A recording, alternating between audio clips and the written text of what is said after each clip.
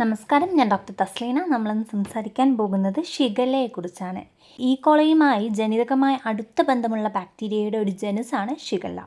ഇതൊരു gram negative bacteria ആണ്. 1897 Japanese ബയോളജിസ്റ്റായ കിഗോഷി Shikha ആണ് ഈ രോഗാണുവിനെ തിരിച്ചറിഞ്ഞത്.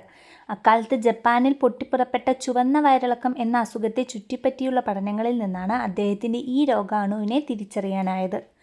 അന്ന് അദ്ദേഹം അതിന് നൽകിയത് ബാസിലസ് ഡിസെൻട്രിയ എന്ന നാമമായിരുന്നെങ്കിലും പിന്നീട് 1930കളിൽ ഇത് ഷിഗല്ല എന്ന് പുനർനാമകരണം ചെയ്യപ്പെട്ടു. ഇതിൻ്റെ ലക്ഷണങ്ങൾ വയറിളക്കം, പനി, വയറുവേദന, ഛർദി, ക്ഷീണം, രക്തം കലർന്ന മലം. രോഗാണു പ്രധാനമായും കുടലിനെയാണ് ബാധിക്കുന്നത്. ഇതിനാൽ മലത്തോടൊപ്പം രക്തവും കാണപ്പെടുന്നു. എല്ലാ ഷിഗല്ല രോഗികൾക്കും രോഗലക്ഷണങ്ങൾ കാണണമെന്നില്ല. ഷിഗല്ല ബാക്ടീരിയ ശരീരത്തിൽ പ്രവേശിച്ച് 3 ദിവസത്തിന് ശേഷമാകും രോഗലക്ഷണങ്ങൾ കണ്ടു തുടങ്ങുക. 2 ദിവസം മുതൽ 7 ദിവസം വരെ മാത്രമേ രോഗമുണ്ടാകുകയുള്ളൂ. പ്രധാനമായും മലിനജലത്തിലൂടെയും കേടായ ഭക്ഷണത്തിലൂടെയുമാണ് രോഗം പകരുന്നത്.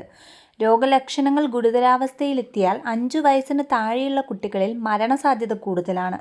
ശ്രദ്ധിച്ചില്ലെങ്കിൽ രോഗവ്യാപനം വളരെ പെട്ടെന്ന് നടക്കും. തുടർച്ചയായ വയറിളക്കം മൂലമുണ്ടാകുന്ന നിർജ്ജലീകരണം, ഷോക്ക് എന്നീ അവസ്ഥയിലേക്കും മരണത്തിലേക്കും വരെ നയിച്ചേക്കാം. തുടർച്ചയായ വയറിളക്കം റെക്ടൽ പ്രൊലാപ്സിലേക്ക്, അതായത് വൻകുടലിൻ്റെ ഉള്ളിലെ ശ്ലേഷ്മസ്തരം മലദ്വാരത്തിലൂടെ പുറത്തേക്ക് തള്ളി വരുന്ന അവസ്ഥ.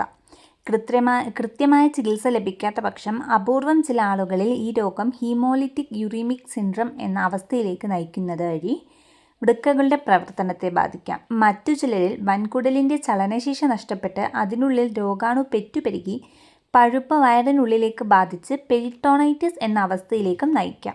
രോഗികളുടെ വിസർജ്യവുമായി നേരിട്ടോ പരോക്ഷമായോ സമ്പർക്കമുണ്ടായാൽ രോഗം എളുപ്പത്തിൽ വ്യാപിക്കും. 2 മുതൽ 7 ദിവസം വരെ രോഗലക്ഷണങ്ങൾ കാണപ്പെടും.